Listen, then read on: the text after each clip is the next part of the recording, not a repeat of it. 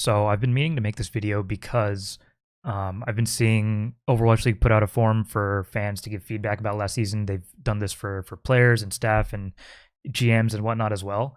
And I gave them my feedback, but I also kind of wanted to share it here and see what people had to say.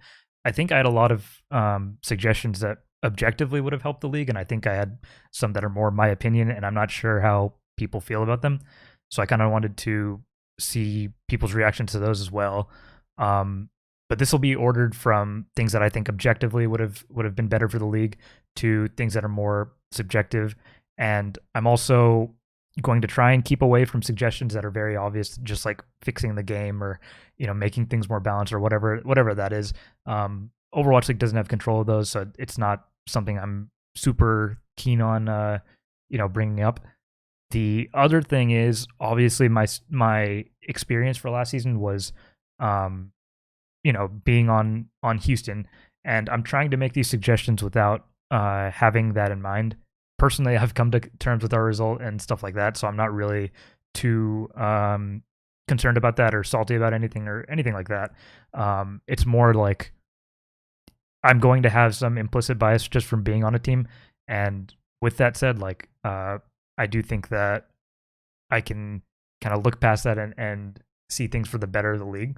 So starting with like the things that I think would be objectively better for the league, I think that there are a lot of ways in which competitive integrity was kind of like off, or maybe not a strong factor in terms of why they made certain decisions.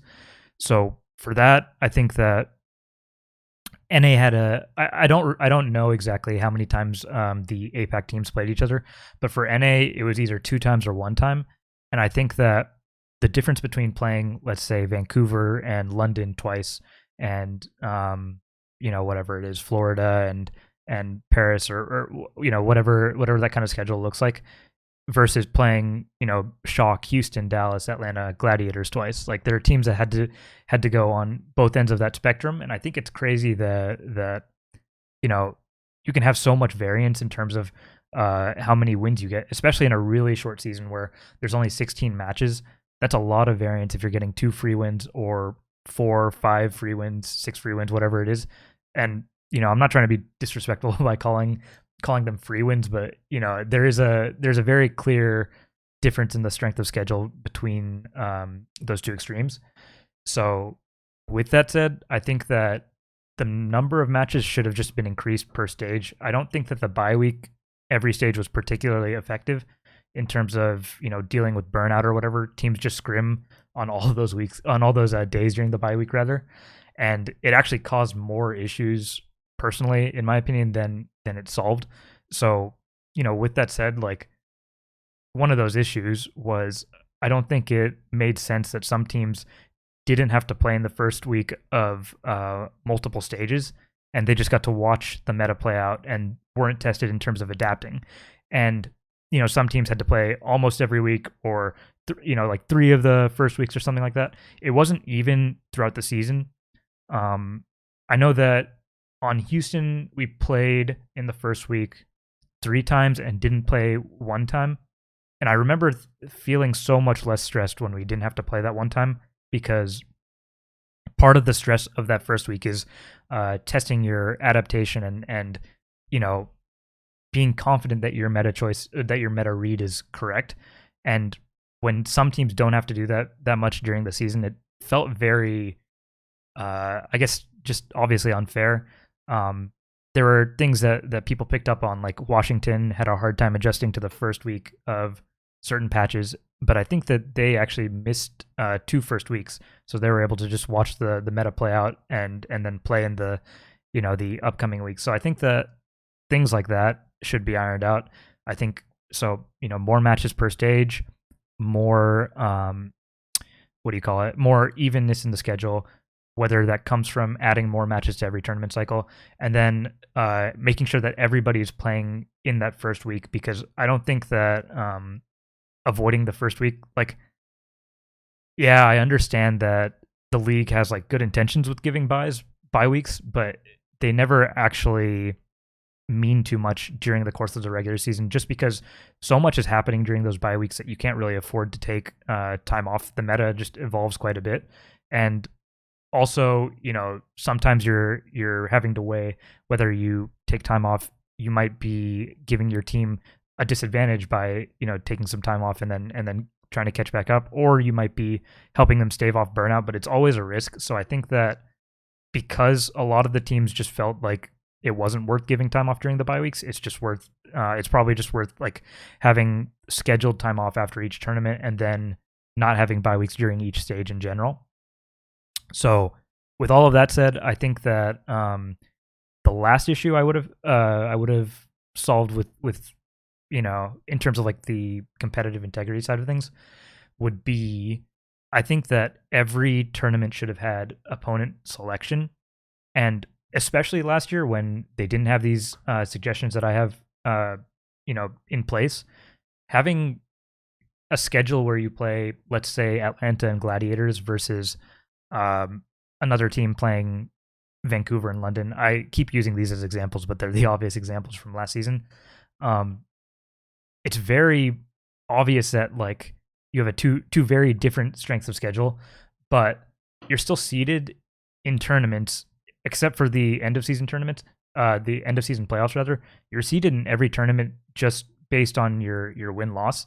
I think that made really weird brackets throughout the season where you, for example, this is anecdotal and there's no way to prove this, but it felt very clear to a lot of teams. I would say that in stage one, Shock, Houston, and Dallas were the top three teams from NA at the time, probably. However, all three of us were on the same side of the bracket, and then it ended up having Florida, Justice, and I think Toronto on the other side of the bracket. And so obviously one team is going to go from the weak side of the bracket, one team is going to go from the strong side of the bracket. But I think that like having an opponent selection would have taken care of this already. You could have sent the two strongest teams from either region. Either you're guaranteeing you're going to have a really hype matchup because the teams select somebody they think is strong, or you are going to send the two strongest teams from each region to the tournament. So I think there's no way you lose with opponent selection, especially when you have a really small sample size to choose from. So I think that definitely should have been implemented this year, and I hope that they do that for all tournaments in the future, especially when the sample size is low. In terms of subjective things, I think I'm not sure how people will react to this, and I kind of want to see what people think. So in the comments or in my Discord or whatever that is, but I subjectively hated hero pools. I really think that they felt like a kind of like a flimsy solution to not changing the meta very much or not patching the game very much. It really felt to me personally, and I know a lot of people will disagree with this, but it really felt to me like we were playing a different game from what people at home play, because you're just limiting the options in the game. You're taking out, let's say, Tracer, Sombra, Zenyatta during one patch, and then now suddenly we have a Lucio Moira meta, and it's just a pain to watch. Or, sometimes you take out, I think it was like Echo Ash, and then we just had a Tracer Sombra meta, which was cool to watch. It's very much like RNG, what kind of meta you're going to get out of removing heroes, but I think it really limits choice, and it makes it so that the game is not as relatable to what people are playing at home because you don't have all the options available. It just felt like a patchwork solution to me, honestly, and I think that I said I wouldn't suggest things like fixing the game, but I just think that like having more extreme patches at the pace that Overwatch or that the Overwatch team is doing would be great, because they're patching at a schedule, I believe, of like one patch every tournament cycle. And so, it makes a lot of sense for them to just patch potentially slightly more aggressively, but to patch at the end of every tournament cycle.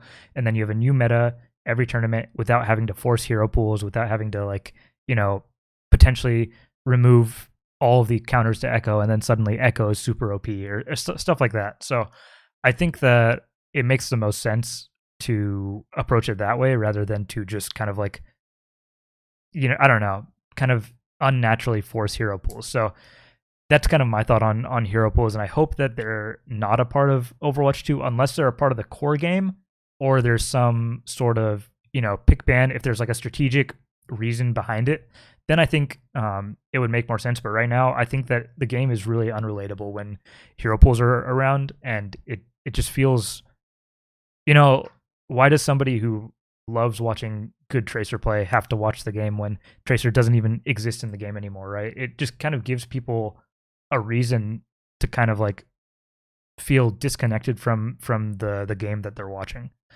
I think that also, they had these hero pools because they wanted to change up the game, and kind of like induce new viewership.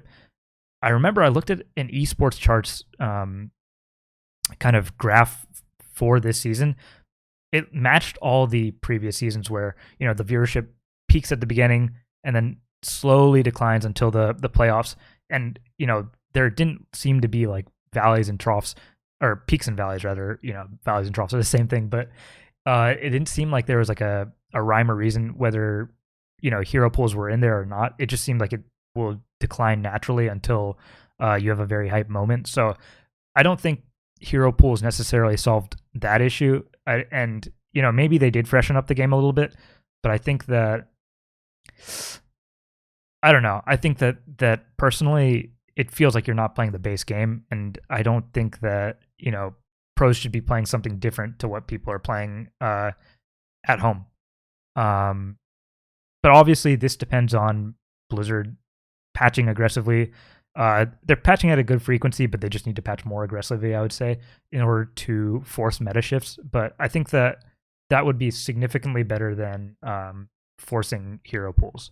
So I think that's pretty much all in terms of the suggestions I would have. There's a lot of things where you could talk about, like improving the base game, or free to play, battle pass, stuff like that. And I think those are kind of obvious, but I wanted to just talk about the things that Overwatch League themselves could do in order to spruce up the league. So that's my 2 cents. If you want to discuss that with me, obviously you can post in the comments, or you can join my Discord, which will be linked in the description, to talk to me about that. But yeah, hope to know what everybody else thinks. Thanks.